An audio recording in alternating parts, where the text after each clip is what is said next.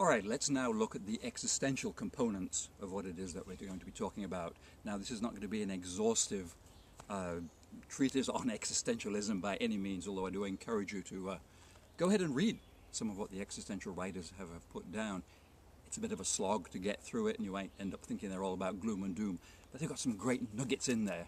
Some of those nuggets is what I brought forward, of course, and what we're going to be using as our concept here.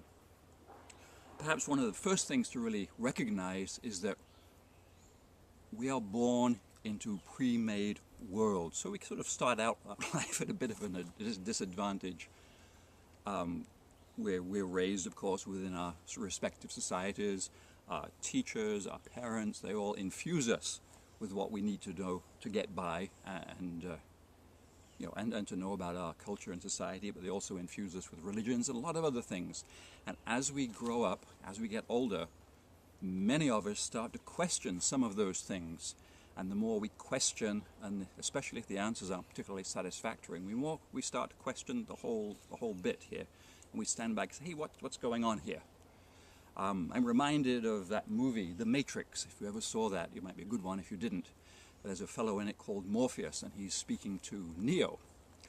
And he's saying to Neo, I understand essentially why you're here. You feel there's something wrong with the world. Something isn't quite right. You can't put your hands on it, but it's there and it gnaws at you, and you need answers. Well, that's what we're up to here. For those of you that are like that need answers, existential humanism can perhaps provide you the vehicle to get towards some of those things. Let's start out with the first concept of what existentialism is all about, and that is we are free. Every human is a free individual.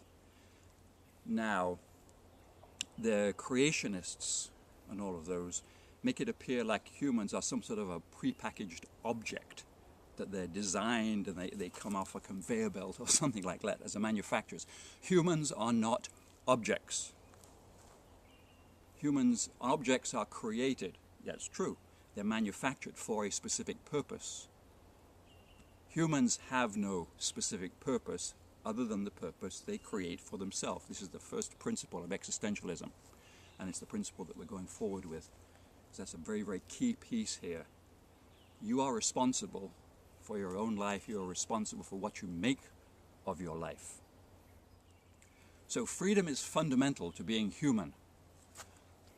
What does that really mean? What does freedom really mean? Well, there's as we'd mentioned in a previous video, the mind exercise where you can stand on top of a cliff or a large building or a mountain and look down all alone and look around and realize that you have total freedom. You could jump if you wanted to.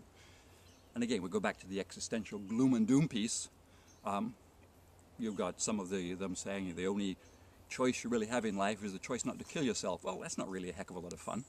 And even Sartre, who was probably one of the more upbeat existentialists, he came out and said, humans are condemned to be free. I tend to look at this freedom as a plus. I rather like it. And you can do a heck of a lot with it. So let's just throw away the gloom and doom part, but hold on to that freedom bit.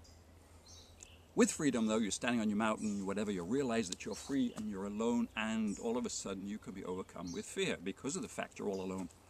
And it is all up to you. Oh my gosh, what are we going to do? There's an axiom, or something that I learned along the way, the acronym of fear: false evidence appearing real. Think about that for a minute. What really is fear? And do you let fear prevent you from doing the things that you really want to do? Now you might say, oh, it's not fear, I have some good excuses. Excuses are delusions. You delude yourself into saying, there's these outside circumstances that are preventing me from doing the things I really want to do. Otherwise, I would be doing them. But there's other things. There's these quite real, and you can create them to be quite real in your mind, but it's a delusion. You're deluding yourself. Get rid of that. You are free to do what you want. Remember now, this is your life, your time that you're spending. It's up to you to determine how you're going to spend that time. And you perhaps need a little help getting away from this, so start small. Start with early steps. But remember this, the only thing that cures fear is action. And what you need to do is develop a bias towards action, a bias towards doing things, getting things done, and accomplishment. Think about all this another way. People say, oh, they're a genius, they have a high IQ, they've been to college, they've got all these degrees and stuff. None of that means a thing. The only thing that counts are results. Genius is only known by the product. We only know the genius by the theory of relativity.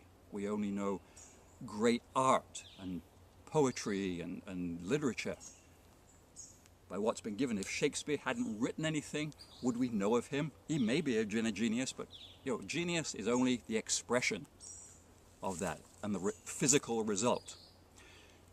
You all may be geniuses in that sense, in that you've got these wonderful masterpieces in your head, but if they stay in your head, you'll never be recognized. It's very, very important then for you to take action and start working towards these things. And there's a very, very key thing here now. Yes, with the existential view of it, you tend to be feeling alone. You are on your own. Absolutely true. But this is where the next piece of what we're going to get into now, the humanism piece. Yes, as I said, you're alone, but imagine if you could communicate with thousands of other people that are also doing their own thing and they're out there alone. And you could talk to them, exchange ideas, learn from how they're doing this, how they're doing that. A community of alone people, if you look at it that way.